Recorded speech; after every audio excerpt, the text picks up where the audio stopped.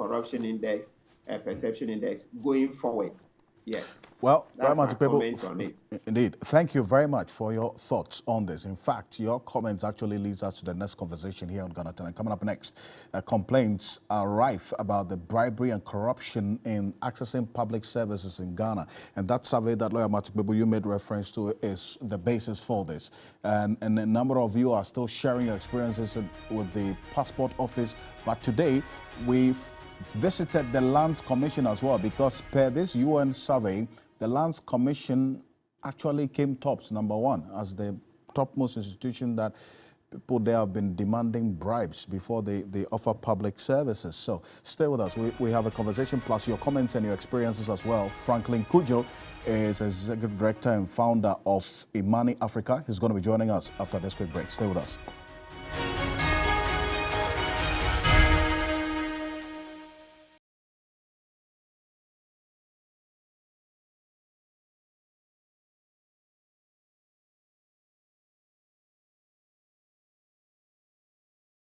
Ladies and gentlemen, we're going to demonstrate to you the superior properties of Flamingo paint as compared to other paint brands on the market. We take equal quantities of Flamingo paint and this ordinary paint. We then dilute them with water. And now, let the test begin. The gentleman on the left is going to apply the ordinary paint, and the gentleman on my right will use the Flamingo superior paint. As you can clearly see, Flamingo has the obvious better hiding. Furthermore, Flamingo has painted a much larger area.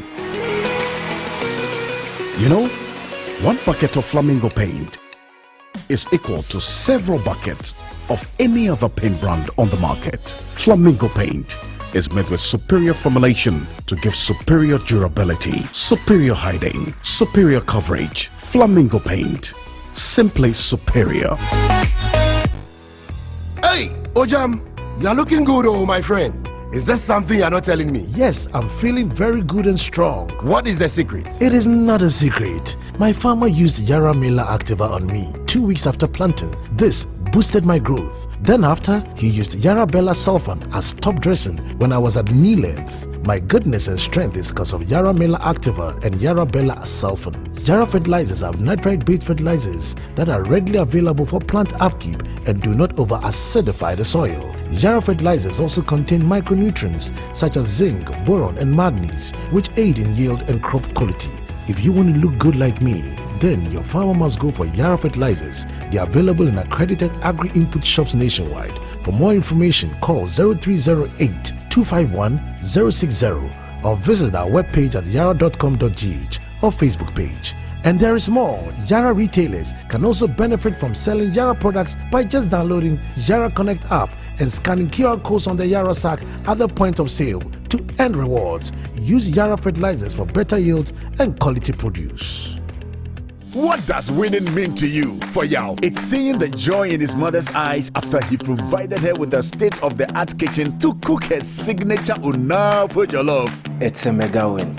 For Ajua, it's turning her passion for photography into a successful career while providing her children with the best education possible. It's a mega win.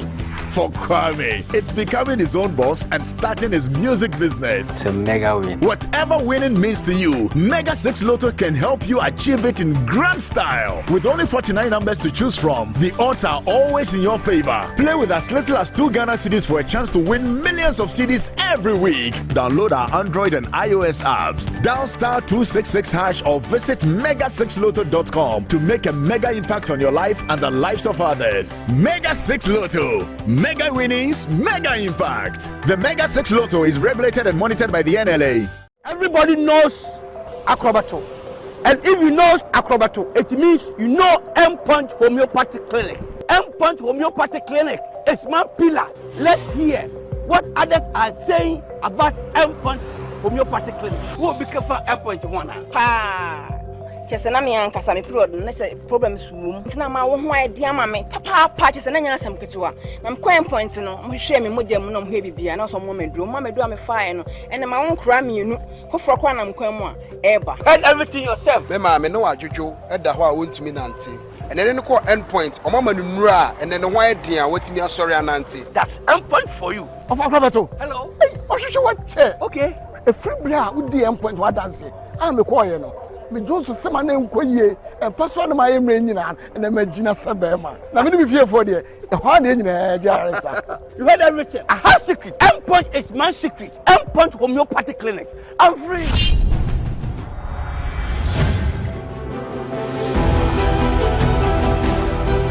The age-old rivalry that senior high schools engage in is still present within alumni.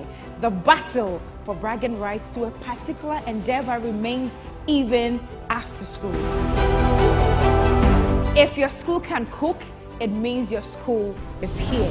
If your school can boast of good culinary masterminds, this right here is the perfect platform to showcase that skill set. Alumni have met and they have chosen representatives to take up the task of preparing extraordinary dishes to bring victory to their respective schools. Tell me what you're cooking. Week in, week out, these schools will mount these workstations in a bid to buy your nutritional affinity to them. Ladies and gentlemen, prepare your taste buds and fasten your aprons. These culinary experts are set to battle for the enviable crown of being tagged Lords of the Kitchen. This is Kitchen Wars Season 2. Kitchen Wars Season 2, Sundays at 5 p.m. on TV3. Don't miss it. Sponsored by Gino Tomato Mix. And Napa Foods. Say Napa. Enye ono soko. PGL.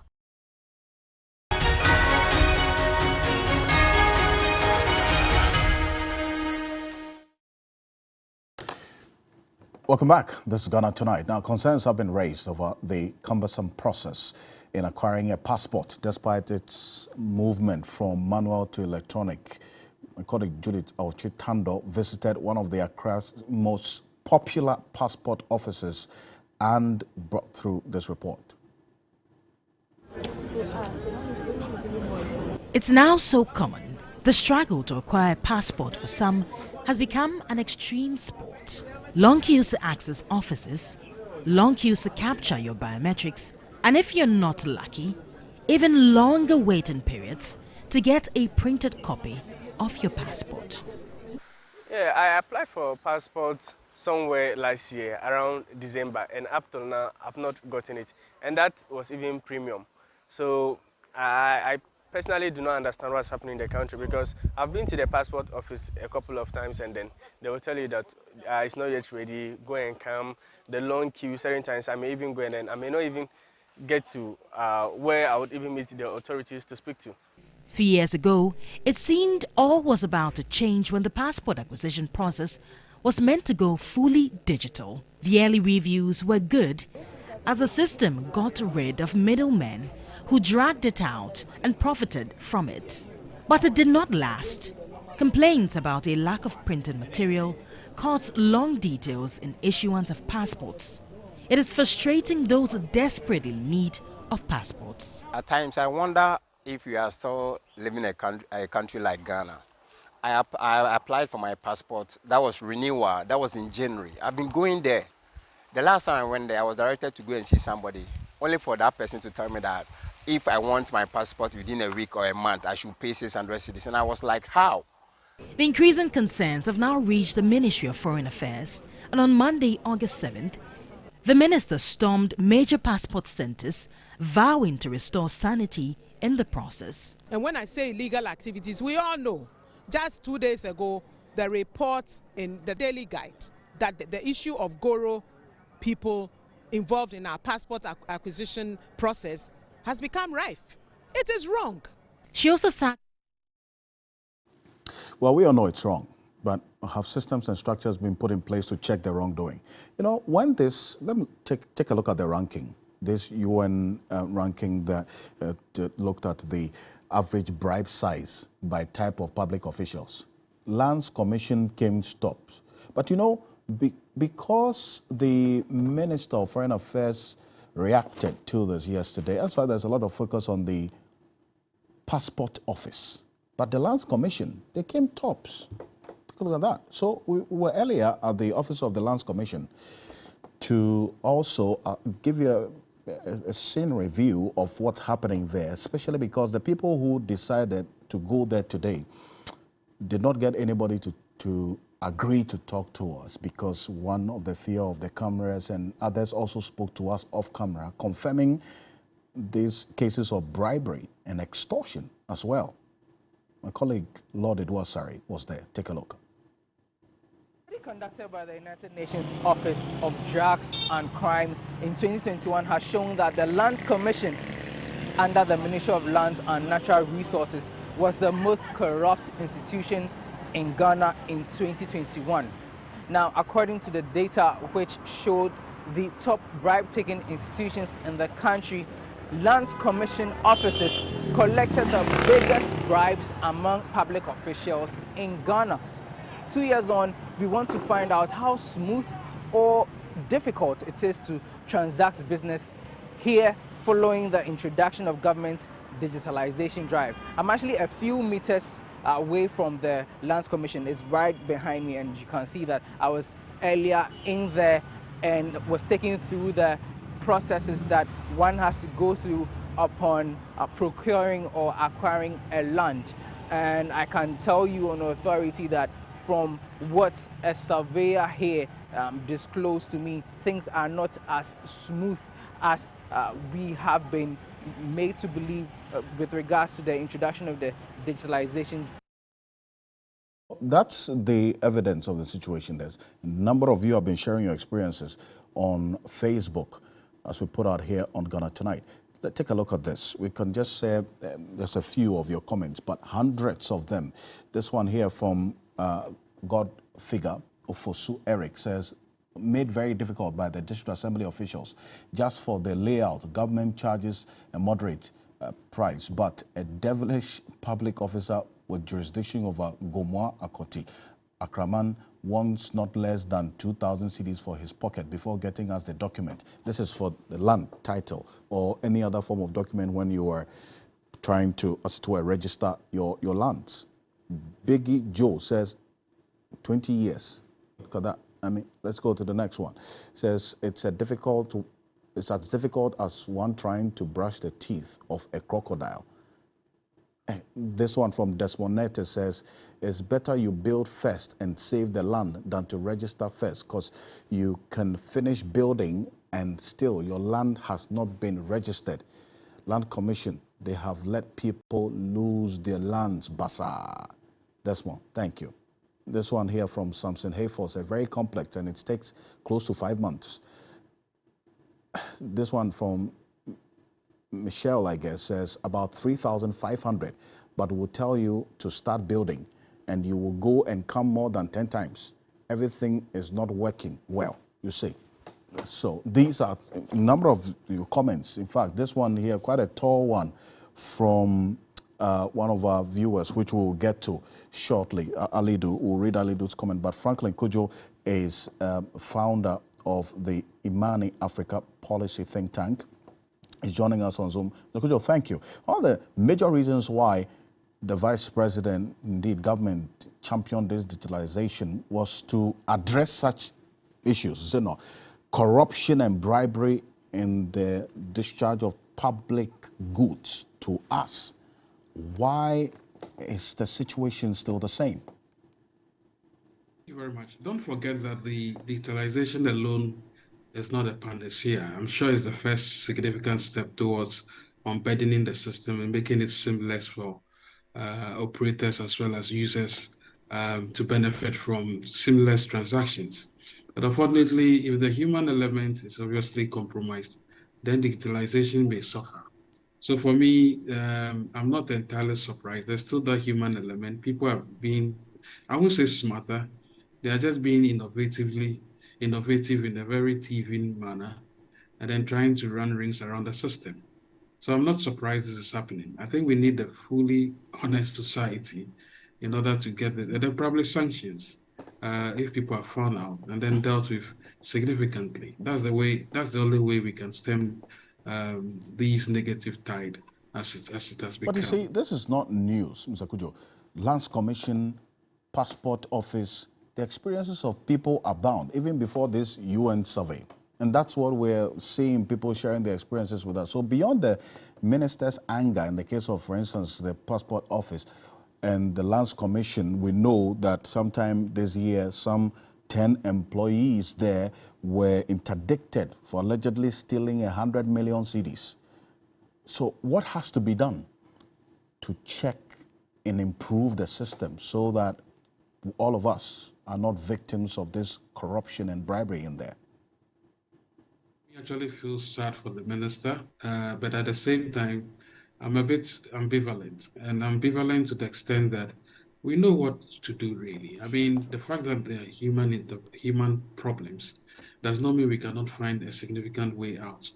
I think we need to outsource these services to maybe private actors who can do this efficiently. You recall when visas became a problem, most of these countries decided to outsource the visa process to other companies, and there have been significantly less problems with that, right?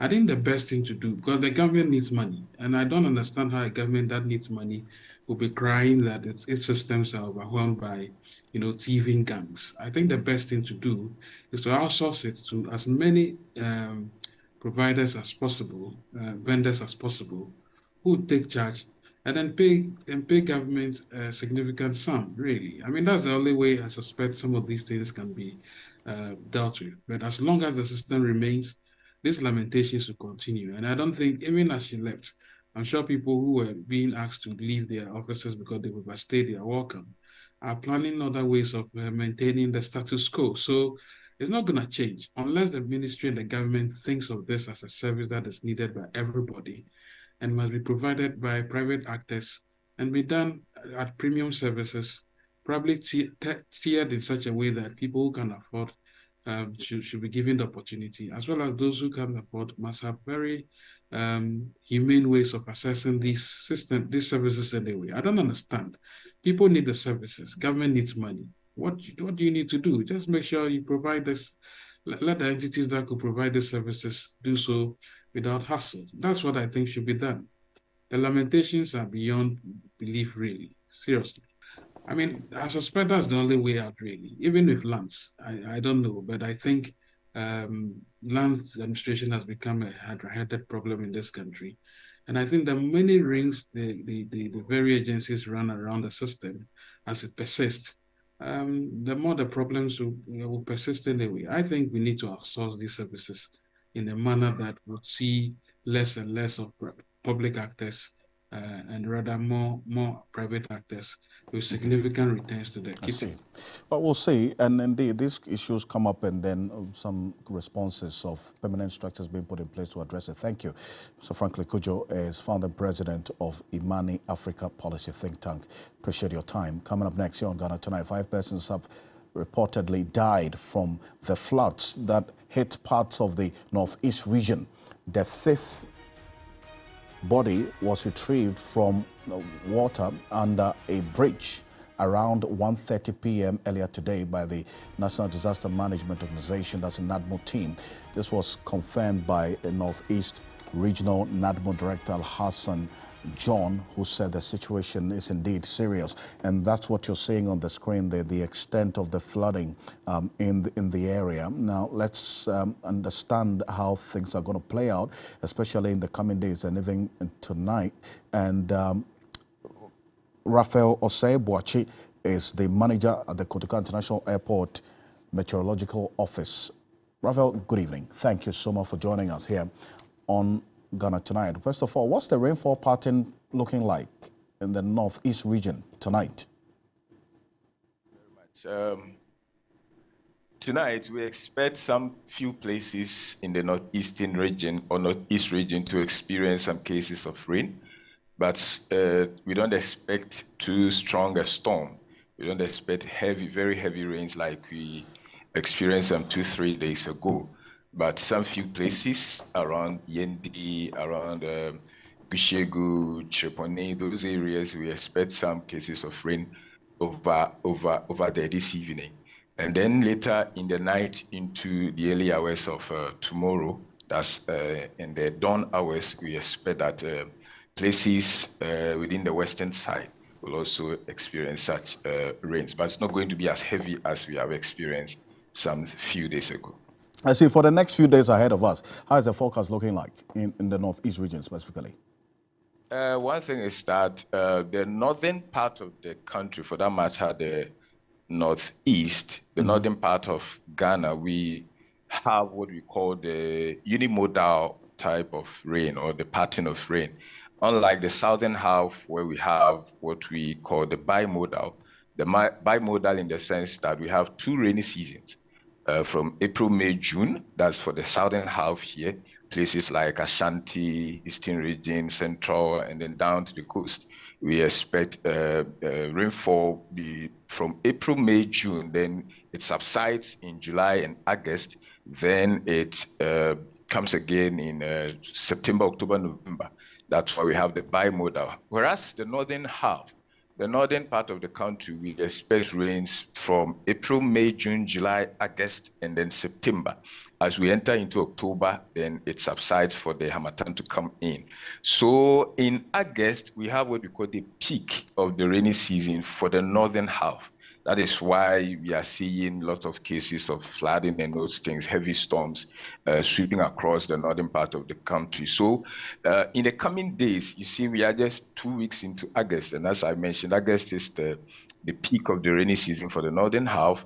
And we still expect some huge rains. We expect some strong rains to still coming through August into September. Before getting to the end of September into October, we expect it to subside. So the few days ahead of us, we still expect rain, especially as we get into the weekend. I see. But now we've monitored the volumes of the rains there, and we've been showing some of the videos on our screen while you're talking. And you're saying more rains are expected, but the volumes of the rains, according to the NADMO officials and residents there, it's been quite high this year. Why is that? It's very, it's happening as you just said. We, in the past, let's say last year, for instance, it did not perform well compared to this year. This year, the rain has really performed very well. We are recording rainfall even above 100 millimeters of rain for a single station, or even more. One station recorded, I actually don't have the data here, recorded about 120 millimeters of rain. You see, average rainfalls have been recorded around 50 to 60 millimeters of rain. However, we are having these strong millimeters of rain, like volumes of rain, as you mentioned, around 120, 130 millimeters of rain. And when you have such strong rainfall coming in, then you should also be on the guard and prepare ahead of such storms. Well, but in preparing for the storms that you're talking about and more rain, the people in the Northeast are watching. What should they be doing? Yes, what we need to always do is to pay attention to weather forecast. Right. In our part of the world, weather forecast usually is downplayed by many, which is not a good thing. So we advise that we pay very rapt attention to weather forecast, weather warnings that are issued by Ghana Meteorological Agency, as well as warnings that come from NADMO, because Ghana Meteo is always in touch with NADMO whenever there is a storm like that approaching. And NADMO also issue advice on what the precautions that the inhabitants of such places should also be, to avoid these occurrences of disaster. So we should pay rapt attention to weather forecast. And then, as I mentioned, August is the main rainy season for the north, and it comes with cool temperatures, very, very cool temperatures, especially even over the southern half, from the coast through the middle sector into the north. We're having strong winds from the ocean which saturates the whole atmosphere and cools down temperatures. And therefore, we expect the temperatures to be quite on the low, especially in the night. And then we therefore advise that we put on warm clothing, especially for children, for infants, and also for the elderly, whose health they are usually vulnerable. So that is a quick advice we would give to them. And our handling of waste, handling of rubbish, we dispose rubbish anyhow. This is a season that if you don't take care, tropical diseases like cholera and those things can also, we have outbreak of such diseases. So we have to also handle our waste very, very well, especially in places like this. And one very good advice we have to give is people who try to walk through floodwaters. It's very bad. No matter the agency of wherever you are going, we advise that we exercise some bit of patience whenever it's flooding, especially places where you have drainage system. The drainage system might be broken, like a bridge and a gutter or something like that. You have to really exercise patience, because if you try pass through these rains or these floods, you might lose your life. I see. That is one thing that we should take note of. Indeed. Thank you very much. That's Raphael Oseboachi, is a manager, Kotoko International Airport Meteo Office. Appreciate your time. But we've just got a statement coming through from the office of the Awomefia. Now, it's actually addressed to the Honorable Ambrose Derry, the Minister for the Interior, and the attention of Dr. George Ekofu Dampare, the Inspector General of Police, has also been drawn to this per the letter that we have signed by Agbotadua Kumasa, who's a spokesman for the Awomefia, specifically stating on the issue of Hogbachocho Festival launch, the urgent attention. It reads, the attention of His Royal Highness Togbe Sri III, the Awomefia of Anglon Doko, the Awadada of Anglon Doko, the paramount chiefs and wings chiefs of Anglon Doko, that's the statement you see on the screen there, and the Anglon Traditional Council have been drawn to a letter in circulation headed as above, that is Hogbachocho Festival launch, on the letterhead of a self-acclaimed daughter of Anglon and signed by one Professor Togbe Damaji